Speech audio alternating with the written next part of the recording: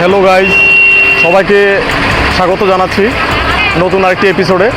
আজকে আপনাদেরকে নিয়ে যাব ময়মনসিংহের এবং দেখাবো ময়মনসিংহের বিস্তারিত ইতিহাস এবং আদ্যোপান্ত শহরের এবং শহরতলির যাবতীয় তথ্য এবং উপাত্ত আপনাদের তুলে ধরার চেষ্টা করব।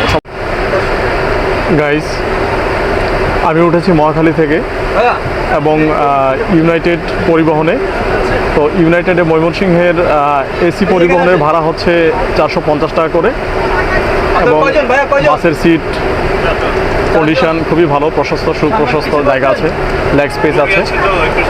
তো চলুন ঘুরে আসি ময়মনসিংহ থেকে। সবাই পাশে থাকবেন এবং চ্যানেলটি সাবস্ক্রাইব করবেন অবশ্যই। এই হচ্ছে বন্ধুরা শিল্পাচার্য জৈনুল আবেদিন পার্ক।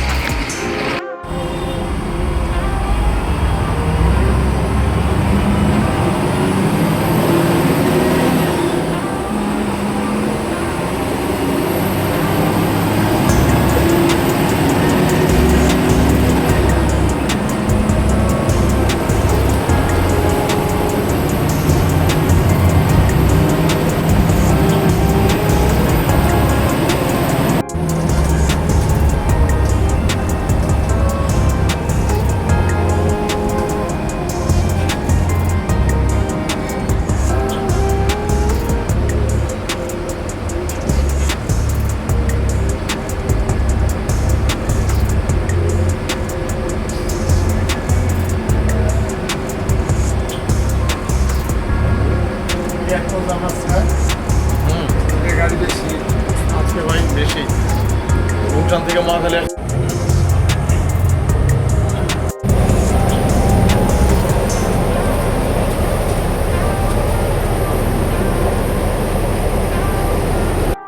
আসলে জার্নিতে চা যে কী পরিমাণ তৃপ্তি এবং এনার্জি দেয় তারা বলা বাহুল্য। বাসের মধ্যে আর ঢাকার জ্যামে বসে থাকতে থাকতে যে পরিমাণ বোর হচ্ছিলাম, এক কাপ চায়ে খুব তৃপ্তি দিয়েছে।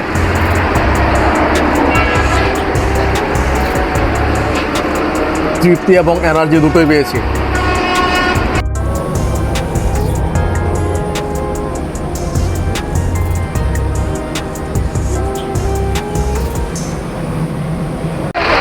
গাইস, 3.5 ঘন্টা জার্নির পর নামলাম মাত্র ময়মনসিংহে। খুব টায়ার্ড, এখন রিক্সা নিব আর আপনাদেরকে ঘুরে ঘুরে দেখাবো। বন্ধুরা, কথিত আছে হাওর বাওর মহিষের সিং, এই তিনে হলো ময়মনসিংহ। তো ময়মনসিংহের গল্পই বলবো প্রিয় বন্ধুরা। এই হচ্ছে ময়মনসিংহ পলিটেকনিক্যাল। এই হচ্ছে বন্ধুরা ময়মনসিংহ শহরে চরপাড়া এরিয়া।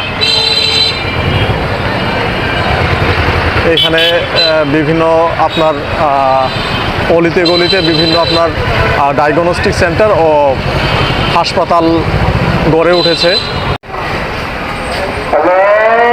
জ্যামের মধ্যে পড়ে কি অবস্থা। যান নিয়ে যান, আগে নিয়ে যান, রোগী নিয়ে যান। গাইস, এটা হচ্ছে ময়মনসিংহ মেডিকেল কলেজ হসপিটাল। আমরা তার পাশ দিয়ে যাচ্ছি। এই ময়মনসিংহ বিভাগের বিভিন্ন অঞ্চল থেকে প্রতিদিন প্রায় শত শত রোগী এই হসপিটালে চিকিৎসা নিতে আসে এবং চিকিৎসার মানও বেশ ভালো।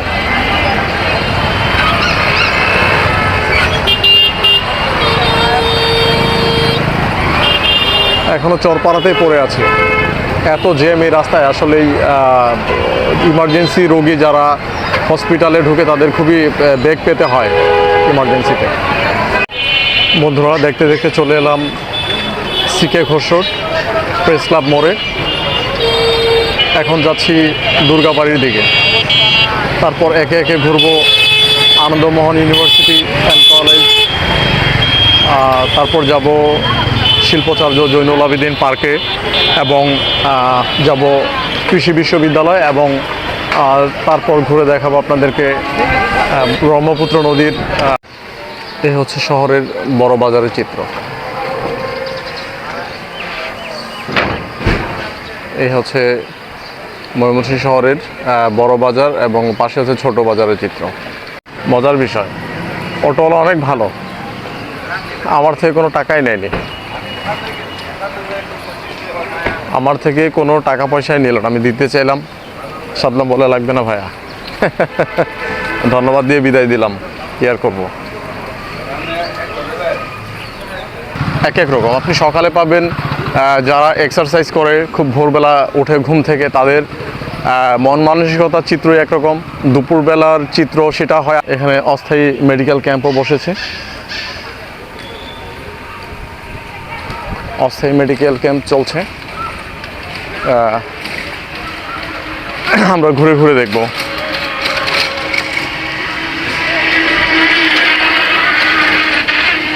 একমাত্র এই পার্কটি আপনার ময়মনসিংহ শহরের নগরবাসীর জীবনে একটু স্বাচ্ছন্দ্য, একটু ঘোরাফেরার জায়গা, বাচ্চা ছেলে মেয়েদেরকে নিয়ে ঘোরাফেরা করার জন্য, এক্সারসাইজ করার জন্য খুবই একটা হেল্পফুল, খুবই সহায়ক একটি জায়গা। নগরবাসী জীবনে একটু স্বাচ্ছন্দ্য এনে দিয়েছে এই পার্কটি।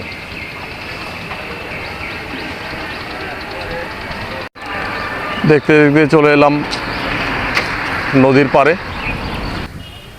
ও নদীরে একটি কথা শুধাই শুধু তোমারে,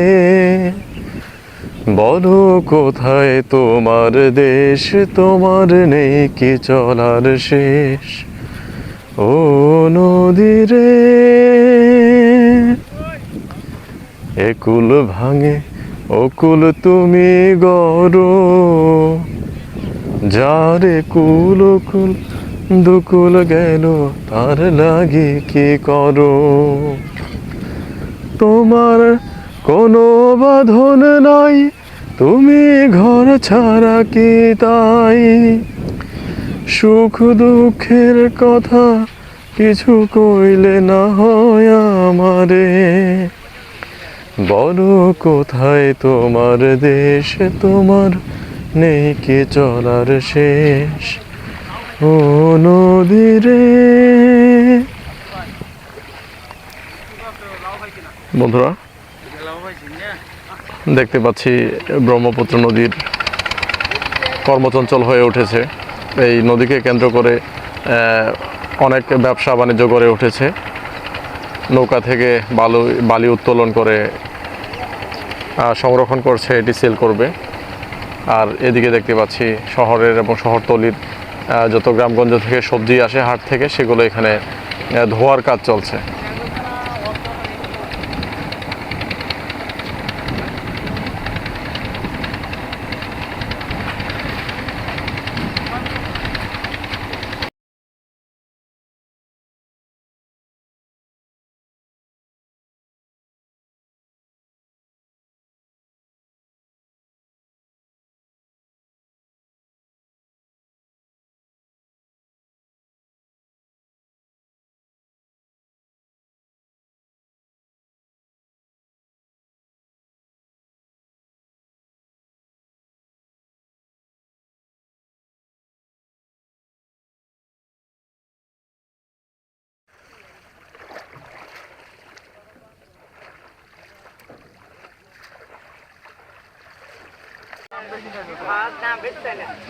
ভাই বিশাল এক বাজার,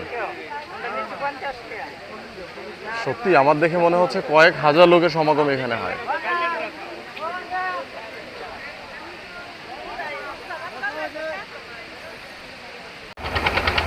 গাইস একবার দেখুন কত সুন্দর একটা জায়গা।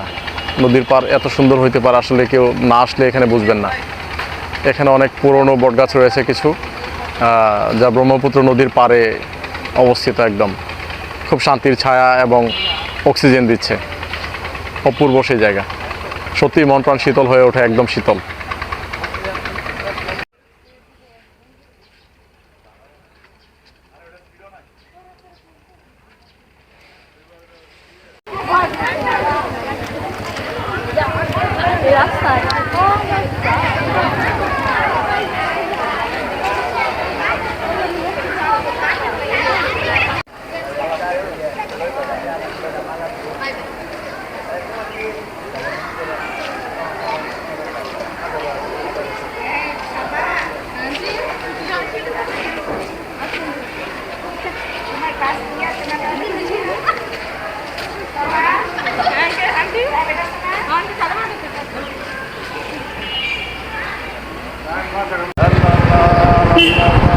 এটা হচ্ছে চিফ জুডিশিয়াল ম্যাজিস্ট্রেট আদালত ময়মনসিংহে।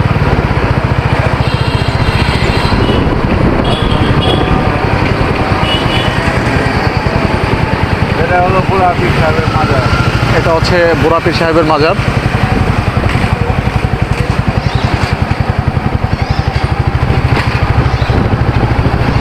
বন্ধুরা, আমরা ধীরে ধীরে এগিয়ে যাচ্ছি ব্যস্ততম নগরী গাঙ্গিনাপাড়া এলাকার দিকে।